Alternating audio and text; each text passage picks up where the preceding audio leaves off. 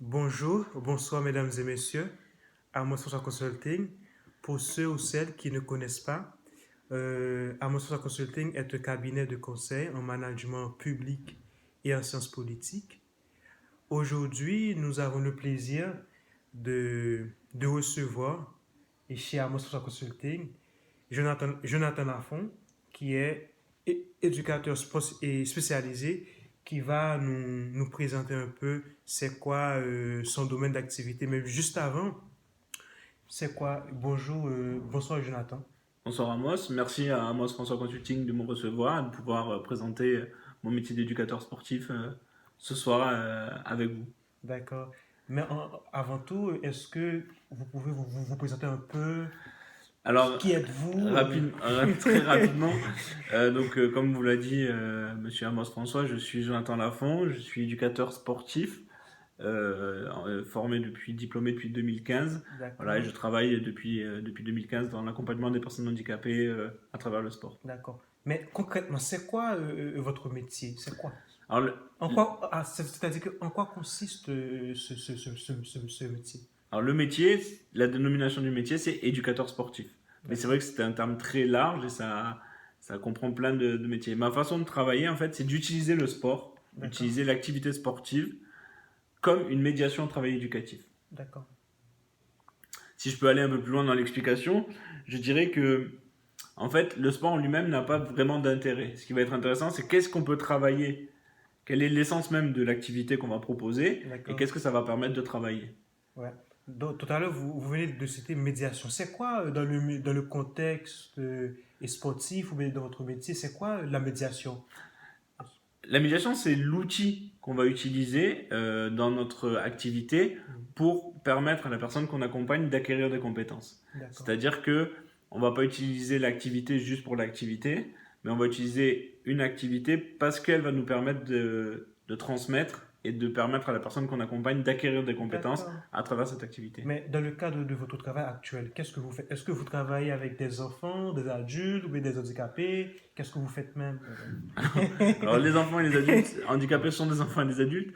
Ouais. Aujourd'hui, au quotidien, je travaille avec des enfants et des adultes en situation de handicap mental. Hmm. Et je vais, à travers l'activité sportive, leur permettre de développer des capacités. Je vais, en aucun cas, parce que c'est le projet de personne, faire des champions d'une activité ou en faire des spécialistes, mais je vais aller chercher ce qui est intéressant dans l'activité pour pouvoir développer. Si par exemple, je peux donner un exemple, Ouais. je travaille avec un jeune enfant qui est en difficulté dans la relation à l'autre, D'accord. qui souffre d'autisme, qui est donc dans une capacité difficile à l'autre. On va utiliser l'activité escalade, parce D'accord. que dans l'escalade, quand il y en a un qui grimpe et l'autre qui assure, on est obligé d'être en lien, d'être en D'accord. communication. Et l'idée, c'est pas qu'il grimpe hyper vite ou qu'il monte en haut du mur. L'idée, c'est que à travers la situation et le moment qu'on va vivre en escalade, eh ben, il va être obligé, mais du coup, il va développer la compétence de la communication et du lien à l'autre. D'accord. Mais par exemple, il y a des professionnels qui se plaignent. Qu'est-ce que vous faites là maintenant? Et est-ce qu'il y a un rapport ou bien un rapport entre ce que vous avez étudié à la fac et le milieu professionnel? Alors, à l'université, donc j'ai fait mon diplôme à Strasbourg, en fait un DUST en D'accord. sport adapté à Strasbourg. Et c'était déjà un diplôme qui était très pratique. Donc on était beaucoup sur le terrain, donc on a déjà expérimenté beaucoup de choses à travers le diplôme. Mais c'est vrai que le cadre qu'on nous présente à l'université n'est pas du tout celui qu'on arrive en fait à mettre en place sur le terrain Mhm. parce que on nous présente à l'université le cadre idyllique comme Mhm. ça devrait se passer, mais on ne se retrouve jamais avec euh, la condition exactement Mais nécessaire. au début, vous avez rencontré des difficultés dans le milieu organisationnel ou une difficulté de particulier? En tant que tel, pas tellement de difficultés. Juste, je savais en lançant l'association que j'ai créée que je n'arriverais pas à mettre exactement en place ce que j'avais appris dans mon diplôme Ok. parce que, euh, parce que dans mon diplôme c'était tellement cadré, il y avait tellement d'informations qu'on avait. Voilà, moi les jeunes, je les rencontre assez peu finalement puisque je les prends 1 heure par semaine, on commence ces activités tout de suite. J'ai pas le temps de faire toute l'étude des besoins qui me permettraient de proposer une activité vraiment adaptée. On choisit les activités un peu rapidement et puis après on lance et après on ajuste aux besoins. On est Ok. plus dans l'adaptation plus que dans quelque chose qui est vraiment réfléchi en amont et d'un projet. Mais les activités que tu arrives et que vous arrivez à mettre en œuvre, est-ce que ce sont des activités déjà listées dans le cursus universitaire ou bien ce sont des activités que l'organisation justement vous propose? Il y a les deux en fait, vraiment il y a les deux. C'est-à-dire que durant la formation, nous avons vu un maximum de types d'activités. D'accord? Pas d'activités vraiment précises, mais on a vu les activités de sport de combat, les activités aquatiques, les activités escalade, les activités athlétiques par exemple. Mhm. Donc on a vu tout un panel d'activités. Et aujourd'hui, je peux aller piocher dans ces D'accord, activités-là, d'accord. mais je vais créer des nouvelles activités en fonction de chaque jeune, en fonction de chaque groupe que j'accompagne. Donc, et est-ce qu'il y a une différence entre éducateur spécialisé ou éducateur sportif? C'est, c'est quoi la Oui, différence? ah bah justement, bah là on va revenir sur notre première question, la Mhm, question de la médiation. mhm. C'est-à-dire que si vous voulez, je vais travailler comme un éducateur spécialisé, c'est-à-dire que je vais utiliser, euh,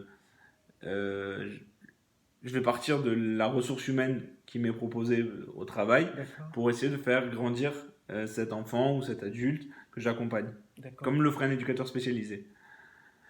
La seule différence, c'est que moi, j'utilise la médiation sportive. Mhm. C'est-à-dire que pour tous les objectifs que je veux atteindre, je vais proposer une activité D'accord, sportive. Alors que l'éducateur spécialisé a d'autres billes, a d'autres médiations qu'il va utiliser. Il peut utiliser la cuisine, il peut utiliser la photo, il peut utiliser l'entretien, il peut d'accord. utiliser... Voilà. L'éducateur spécialisé a peut-être une palette qui est plus large, mais moi j'ai une palette qui est plus spécifique. Mais dans quel domaine, par exemple, de la vie, qu'on peut utiliser la médiation? Dans quelle discipline ou bien dans quel milieu La médiation organisationnel? sportive. Ouais, Alors pour moi, il y a un maximum, chaque personne en fait, euh, peut être amené à venir travailler quelque chose pour lui, à venir chercher quelque chose qui va le faire grandir dans d'accord, l'activité sportive. Je pense que tous ceux qui font du sport ne sont pas des compétiteurs de haut niveau et tous ceux qui font d'accord, du sport ne le font pas pour être des compétiteurs de haut niveau, mais c'est parce que c'est pour répondre à un besoin. La question même, elle est là. Elle est de à quel besoin je réponds à travers l'activité que je vais proposer. d'accord, c'est bien. Donc, pour terminer, une dernière question. Est-ce que vous avez trouvé du sens dans le travail, par Je exemple? trouve énormément de sens sur des petites choses. Mais on voit des progrès. Et c'est Ah, vrai que quand on travaille avec la matière humaine, j'en discutais encore ce matin mhm, avec une maman d'un jeune que j'accompagne, qui me disait depuis qu'il fait escalade, bon, on est toujours sur cet enfant et l'escalade, qu'il fait escalade avec vous, on sent qu'il y a plein de choses qui se développent.